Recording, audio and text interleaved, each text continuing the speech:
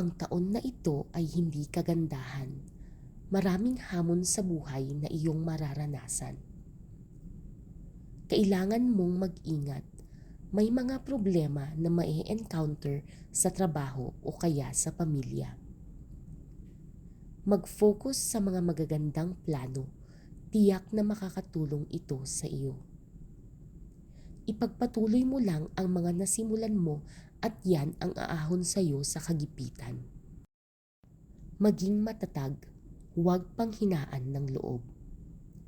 Ingatan ang sarili, maaaring masangkot sa gulo o kaya aksidente kaya magdoble ingat. Iwasan ang pakikipagsagutan sa mga katrabaho. Sa kalagitnaan ng taon, aangat ang pangkabuhayan. Mag-ingat sa mga tao na bago mo lang nakilala. Kung nagbabalak na magnegosyo, itong taon na ito ay hindi maganda para magsimula. Sa mga ox na may negosyo ay makakaranas ng ups and downs at hindi progresibo ang taon na ito. Kaya pag-isipan mabuti ang bawat desisyon.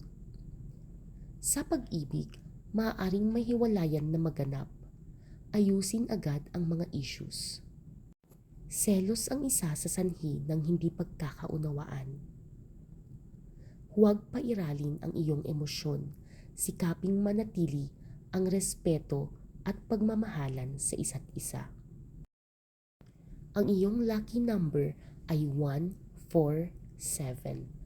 Ang lucky color mo ay light green at brown.